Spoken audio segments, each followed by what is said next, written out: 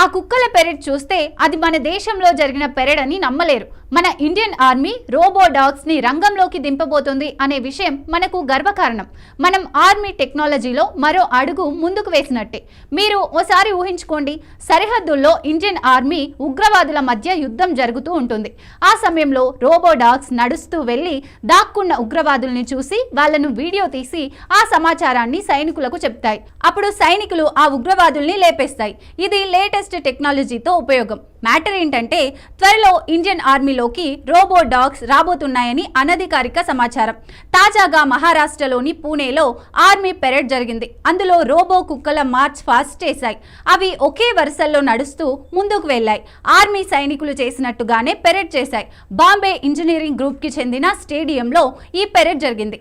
Indian ఆర్మీకి చెందిన ప్రత్యేక టీం ఈ మార్చ్ ఫాస్ట్ నిర్వహించింది. ఈ మార్చ్ ఫాస్ట్ లో సైనికులే రోబో డాగ్స్ ని ఆపరేట్ చేశారు. అది అందరికీ నచ్చింది. భారత సైన్యంలోకి రోబోలు వస్తున్నాయని అందరూ కేరింతలు కొట్టారు. దీనిపై ఇండియన్ ఆర్మీ ఇంకా అధికారిక ప్రకటన ఏదీ ఇవ్వలేదు. కానీ ఈ పెరేడ్ చూస్తే అదే జరగబోతుందని అందరూ అంటున్నారు. ఈ రోబో డాగ్స్ ని ఢిల్లీకి చెందిన ఏరో ఆర్క్ ప్రైవేట్ లిమిటెడ్ కంపెనీ తయారు చేసింది.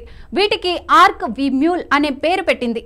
ఈ కంపెనీ నుంచి ఇండియన్ ఆర్మీ 100 రోబో డాగ్స్ ని కొన్నట్లు సమాచారం.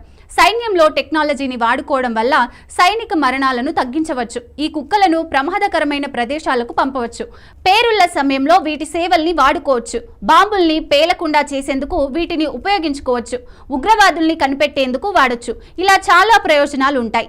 ఇప్పటి వరకు ఇండియన్ ఆర్మీలో ఇలాంటి రోబో టెక్నాలజీని పెద్దగా ఉపయోగించలేదు.